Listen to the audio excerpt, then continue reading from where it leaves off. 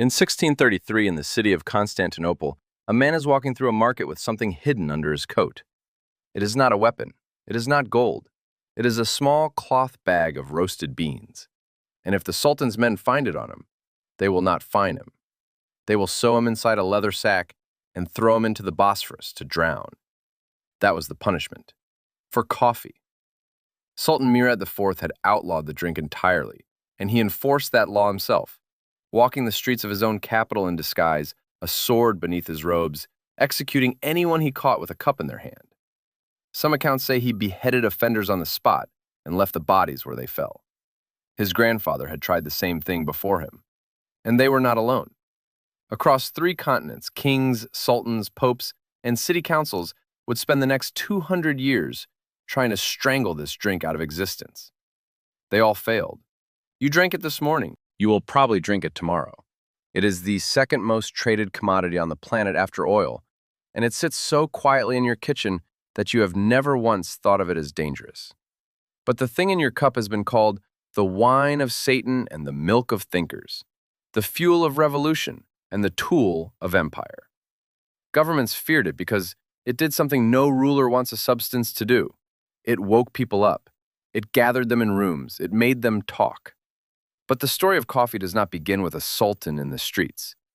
It begins thousands of years before, on a windswept highland in Africa, with a herd of goats that would not go to sleep.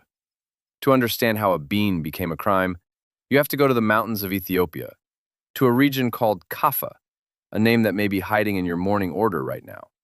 The legend, and it is a legend, so hold it lightly, tells of a goat herder named Kaldi. One day, Kaldi noticed his goats behaving strangely. They had been eating the bright red cherries of a low mountain shrub, and now they were leaping, dancing, refusing to rest through the night. Kaldi tried the cherries himself, and for the first time in the history of our species, a human being felt the specific electric clarity that half the planet now depends on to function. Whether Kaldi was real barely matters. What matters is that the people of the Ethiopian highlands knew this plant long before any European had heard a whisper of it. They did not brew it at first. They ground the cherries, mixed them with animal fat, and rolled them into dense energy balls that warriors and travelers carried on long journeys. They were eating coffee before they were drinking it. They understood, in their bodies, that this plant did something to human endurance and human alertness, and they built it into their lives. They did not have the word caffeine. They did not know they were consuming the most widely used psychoactive substance on Earth. But they were doing it anyway, and they were doing it right. From those highlands, the plant and the knowledge crossed the narrow strip of the Red Sea into Yemen. And it is here, in the terraced hillsides and the port cities of Arabia, that coffee stopped being a food and became a drink. It is here that it got its name. The Arabic word kahwa originally referred to a kind of wine, a thing that took away your appetite and altered your state. And it is here that coffee found the institution that would carry it across the world and terrify governments for centuries. Because in Yemen, coffee met the mosque. The Sufi mystics of Yemen had a problem that coffee solved perfectly. Their devotions ran late into the night. They wanted to pray, to chant, to remain present with God through the darkest hours, and the human body wanted to sleep. Coffee kept them awake. It kept them focused. So they drank it in their religious ceremonies, passing bowls of the dark liquid from man to man in the candlelight, and they treated it almost as a holy substance, a gift that let them draw closer to the divine. This is the reversal at the heart of coffee's story. Today you think of it as the thing that gets you to work, a secular fuel, a mild vice. But it entered civilization through the door of religion, guarded and revered, a sacred aid to prayer. Before it was banned by rulers, it was blessed by mystics. Before it was a crime, it was a sacrament. And that is exactly why the trouble started. Because a substance that keeps you awake and clears your mind does not stay in the mosque. By the early 1500s, coffee had spread out of the religious houses and into a brand new kind of building, something the world had never quite seen before, the coffee house. In Mecca, in Cairo, in Damascus, men began gathering not to pray, but to talk, to play chess, to listen to music, to argue about poetry and gossip about the powerful. They sat for hours over tiny cups, and the longer they sat, the more they talked, and the more they talked, the more nervous the authorities became. In 1511, the governor of Mecca, a man named Khair Beg, walked past a mosque at night and saw a group of men drinking coffee by lamplight, preparing for another long vigil. Something about it unsettled him. Perhaps it was the energy of the gathering. Perhaps he had heard that in these coffee houses, people were mocking him. He convened a council of legal scholars and physicians and put coffee on trial, literally on trial. They debated whether this dark drink was an intoxicant forbidden by the Quran. They summoned doctors who declared it bad for the body. They decided it altered the mind the way wine did, and wine was forbidden. And so Khair Beg banned it, ordered the coffee stores in the city burned in the streets, and punished those who drank it. It was one of the first coffee bans in history. It would not be the last. And here's the pattern that repeats across 5 centuries. The thing you have to understand about why the powerful kept coming for this drink. They never truly feared the bean. They feared the room. They feared what happens when ordinary people gather, wide awake, with time to talk and nothing dulling their thoughts. Alcohol made people sleepy and stupid and easy to rule. Coffee did the opposite. Coffee made them sharp. Khair Beg's ban collapsed within a year. The Sultan in Cairo, who outranked him and who happened to enjoy coffee himself, overruled the whole thing. And the governor who tried to kill coffee was himself executed not long after. Coffee, 1, rulers, 0. But the war had only just begun. By the 1500s, the Ottoman Empire had embraced coffee completely, and Constantinople filled with coffee houses of extraordinary beauty, with carpets and fountains and cushioned benches, places so central to social life that a specific and astonishing law took hold. Under Ottoman custom, a woman could legally divorce her husband if he failed to provide her with enough coffee. Think about that for a second. In a world where women had almost no grounds for divorce at all, a dry coffee pot was one of them. That is how deep this drink had sunk into daily life in a single century. But those same beautiful rooms are what put the sword in Murad IV's hand. The Ottoman coffee house had become the place where soldiers muttered about their commanders, where the discontented traded rumors, where sedition brewed alongside the coffee. To a paranoid sultan, a coffee house was not a cafe. It was a permanent, self-organizing political meeting that never adjourned. Murad IV had watched his empire nearly torn apart by revolts, and he became convinced that these gathering places were nurseries of conspiracy.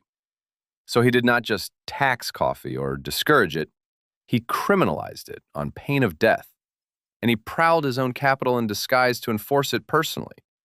A tiny cup of a warm brown drink, and an emperor decided it was worth killing his own subjects to stop them from holding it.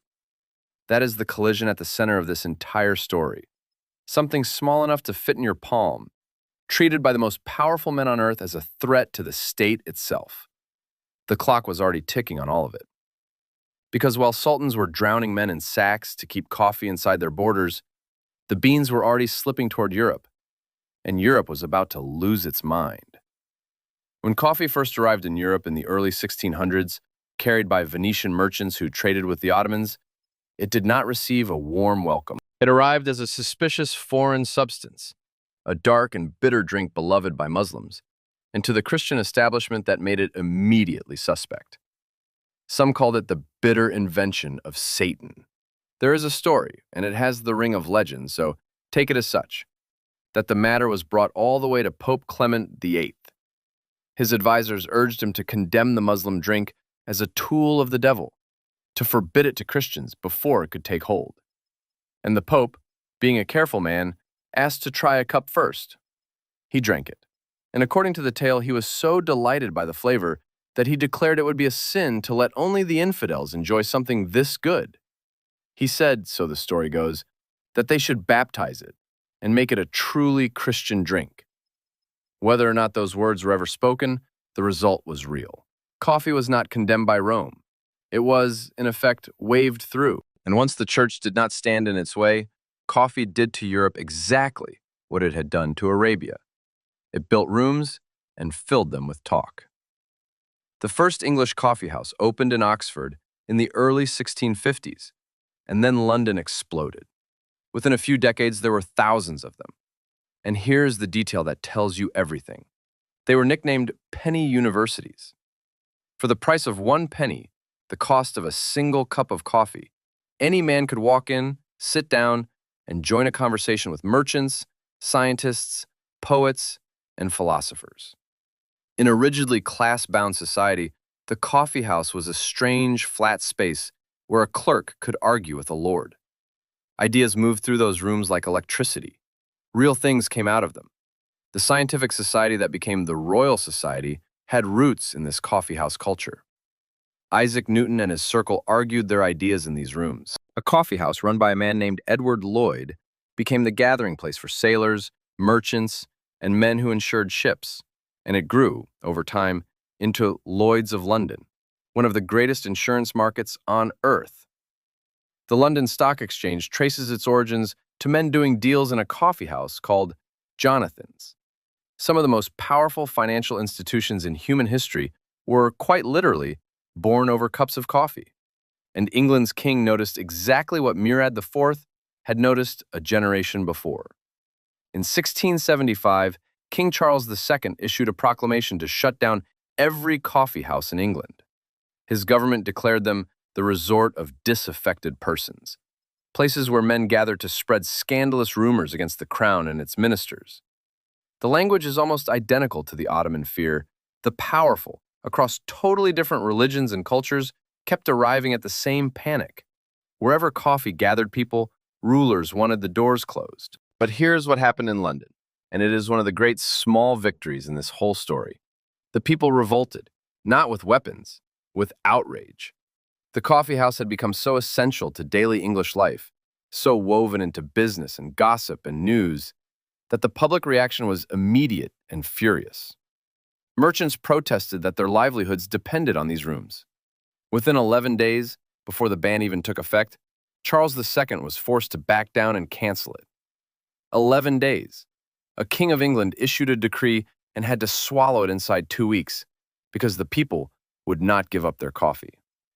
Rulers kept reaching for the off switch, and the drink kept slapping their hand away. But there is a darker current running underneath this triumphant story, and it is time to follow it. Because all this coffee, all these millions of cups filling the penny universities of Europe, had to come from somewhere. And the way Europe solved the problem of, where's the part of this story that should make you angry? For a long time, the world's coffee came almost entirely from one place, Yemen, and its port city of Mocha, a name you still see on menus today. The Arabs who controlled the coffee trade knew exactly what they had, and they guarded it with obsessive care. Before any coffee bean left their territory, it was treated so it could never be planted. The beans were parched or boiled, rendered infertile, so that Europeans could buy the drink but never grow the plant. For decades, this monopoly held. The Arab world had a chokehold on one of the most desired substances on earth, and they intended to keep it forever. It took a theft to break it. Actually, it took several. Legend credits an Indian Sufi pilgrim named Baba Budan, who is said to have made the journey to Mecca and, on his way home, strapped 7 fertile coffee beans to his belly, smuggling them out past the guards. 7 beans. 7 beans against an empire's monopoly. He is said to have planted them in the hills of southern India, where their descendants reportedly grow to this day. Whether the number is exact or the story polished by time, the essential act is real. The monopoly was broken by smugglers willing to risk everything for a handful of seeds. Then the Dutch got hold of live plants, cultivated them in their greenhouses in Amsterdam, and carried them to their colonies in the East Indies, to the island of Java. That word, too, is now just a synonym for coffee, a fossil of empire hiding in your slang. And this is where we meet one of the most gloriously obsessive men in the entire history of the drink, a man who behaved as though a single plant were worth his own life. His name was Gabriel de Clieu, a French naval officer. In the early 1720s, France had acquired a precious coffee seedling, a descendant of the Amsterdam plants, kept in the royal greenhouse in Paris. De Clieu became convinced he could establish coffee in the French Caribbean, on the island of Martinique. He got hold of a seedling, boarded a ship, and set sail across the Atlantic with the plant as his most precious cargo. And what happened on that voyage sounds invented, except that de Clieu wrote about it himself. The journey was a catalog of disasters. A passenger who was jealous of the plant, Clieu claimed, tried to sabotage it and tore off one of its branches in a struggle. Pirates attacked. A violent storm nearly sank the ship and soaked the Seedling in salt spray. And then the water ran low. The ship was becalmed. Drinking water was rationed to a bare survival minimum, and men were suffering terrible thirst. And Clieu, dying of thirst himself, shared his own meager ration of drinking water with the coffee plant. Day after day. He gave half of what little water he had to keep a seedling alive. The plant survived, so did he. He planted it in the volcanic soil of Martinique and guarded it with armed men. And from that single, nearly murdered seedling, watered with one thirsty man's own ration, descended a vast portion of the coffee of the Caribbean and Latin America. Some historians credit the coffee empires of the New World, in significant part, to that one plant on that one ship. One obsessive officer, one branch snapped off in a fight, one shared cup of water, and an entire hemisphere of coffee. This decision seemed small at the time. It was not.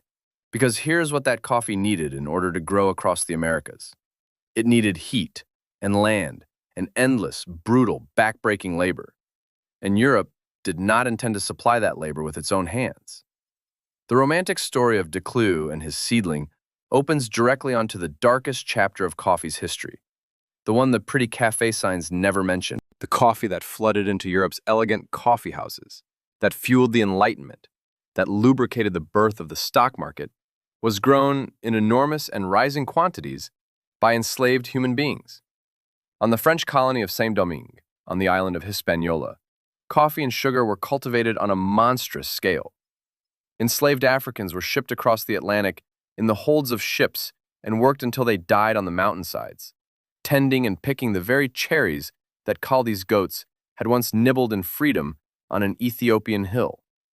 The plant that had been a warrior's food, a mystic's sacrament, a symbol of wakefulness and free conversation, was now bound up with one of the largest systems of human bondage the world has ever built. I want you to hold one image, because statistics can go numb, and this should not. Picture a single enslaved woman on a Saint-Domingue mountainside before dawn, moving down a row of coffee shrubs, her fingers already raw, filling a basket she is not allowed to own with beans she will never taste as a free person. The sun that warms the beautiful terraces is the same sun that is killing her by degrees. She has a name. History did not bother to write it down. Her labor ended up in a porcelain cup in a Paris salon, where a philosopher stirred it and spoke grand words about the natural liberty of man. The death rate on these plantations was so high that the enslaved population had to be constantly replenished with new arrivals from Africa, because the work devoured people faster than they could survive it. This is the coffee behind the Enlightenment. This is the fuel behind the penny universities. The freedom to sit and talk and think, for some, was purchased with the total unfreedom of others an ocean away. Sit with that for a moment. The next time someone tells you coffee is the drink of intellectuals and revolutionaries, remember that it was also, at the very same time, the drink of the auction block and the chain. And the horror did not go unanswered. In 1791, the enslaved people of Saint-Domingue rose up in one of the only successful slave revolts in human history. They burned the plantations. The coffee and sugar estates that had made French merchants rich went up in flames. And out of that revolution came the free nation of Haiti. That is their story. It belongs to them. The people who were worked to death growing the world's coffee rose up and destroyed the machine that was consuming them. And they built a country out of the ashes. Whatever you thought coffee was, it is also that. Now, it would be comforting to say that the villainy of coffee ended with the abolition of slavery. It did not. It simply changed its paperwork. Let me give you a name from a later chapter. In the coffee economy of the late 19th and early 20th centuries, particularly in Brazil and across Latin America, the plantation system that replaced formal slavery often bound workers by debt instead of by chains. This was the era when a specific and now infamous American corporate power began treating whole countries as private coffee and fruit estates. The term banana republic was coined for exactly this. But coffee wore the same collar. Governments were propped up or toppled to keep the crop flowing and the labor cheap, and the men who ran these operations wrote about the people who worked their land with a coldness that survives in the archives. The pattern was always the same. The blight of poverty was blamed on nature and on the workers themselves. But the scale of the misery was policy. It was choice. It was a system deliberately designed to keep the price of your cup low by keeping the price of a human life lower. The natural fact was that coffee grows in poor, tropical countries and is consumed in rich, temperate ones. The human choice was to make sure almost none of the money ever traveled back down the mountain to the hands that picked the cherries. That choice is still being made today, in the gap between what you pay for a cup and what a farmer receives for a pound. That gap is one of the great, quiet scandals of the modern world. And most people sipping their morning cup have no idea it exists. So let us come up out of the dark. Because coffee's modern life is also full of genuine wonder, and you deserve the wow along with the wait. Consider the sheer scale of the thing. The world drinks more than 2 billion cups of coffee every single day. Every day. Americans alone consume it at a staggering rate, with the average American drinking hundreds of cups a year, most of us reaching for it before we have said a coherent word to another human being. It is the social and economic engine we are least aware of running because it hides in plain sight in a mug we barely look at. Consider the value chain. Coffee is one of the most valuable traded commodities on the planet, supporting the livelihoods of something like 100 million people across the growing world, most of them small farmers working modest plots on tropical hillsides. An entire global economy, tens of billions of dollars, resting on the daily labor of people picking small red cherries by hand, one at a time, the same way it was done centuries ago. Consider the strangest survivor of all. Remember Murad IV, who beheaded people for drinking this? The empire that tried hardest to kill coffee produced one of its most enduring rituals. Traditional Turkish coffee, brewed in a small copper pot, is still made and served today almost exactly as it was in those forbidden Ottoman coffee houses, so culturally treasured that it has been recognized as a piece of the intangible heritage of humanity. The thing a sultan tried to drown now has the protection of the world. Let that sink in. Consider the fraud, because every beloved commodity attracts liars. High-end coffee has its own world of deception. There is a famous, wildly expensive coffee made from beans that have passed through the digestive tract of a small cat-like animal, and the demand became so intense that unscrupulous producers began caging and force-feeding the animals in miserable conditions, faking the wild, natural process the whole luxury story depended on. People pay extraordinary sums for a cup built on a lie, while the animal behind it suffers. Coffee, even now, cannot seem to escape the pattern of glamour on top and cruelty underneath. And consider that coffee has, in fact, gone to space, brewed in specially engineered zero-gravity cups aboard the International Space Station, because even orbiting the Earth at 17,000 miles an hour, human beings could not bear to face the void without their morning cup. From a shrub on an Ethiopian hillside to a machine in orbit. From goats that would not sleep to astronauts who would not either. Here's the single thread I want you to carry away, the thing you will not get from the other tellings of this story. Every ruler who tried to ban coffee understood something we have forgotten. They were not being stupid or superstitious. They were, in their own way, correct. Coffee really is dangerous to a certain kind of power. It really does keep people awake. It really does gather them in rooms. It really did help build the stock exchange, the insurance market, the scientific revolution, and more than one actual revolution. The sultans and kings who feared the coffee house were not wrong about what it could do. They were only wrong to think they could stop it. Because you cannot ban a conversation once people have tasted what it feels like to be awake. Now think back to that man in the Constantinople market in 1633, the bag of beans hidden under his coat, his eyes scanning the crowd for a disguised sultan with a sword, knowing that the small, warm thing he craved could cost him his life in a leather sack at the bottom of the Bosphorus. He risked drowning for what you poured into a mug this morning without a second thought. He and millions like him, across every empire that tried to forbid it, kept drinking anyway, kept gathering anyway, kept talking anyway, until the drink outlived every ruler who ever raised a sword against it. That is what is really in your cup. Not just caffeine. Centuries of prohibition survived, mystics and smugglers, One thirsty officer sharing his water with a seedling, a woman dying nameless on a mountainside, an island of people who burned their chains, and an emperor who lost his war against a bean. All of it, dissolved and invisible, in the ordinary drink at your elbow right now. You will never look at a cup of coffee the same way again. Before you go, tell me in the comments which of these hit you hardest. Was it Gabriel de Clieu sharing his last rations of drinking water with a single seedling on a dying ship? Was it the caged animals behind the world's most expensive coffee fraud? Or was it the fact that the empire that once executed people for drinking it now guards its coffee ritual as a treasure of humanity?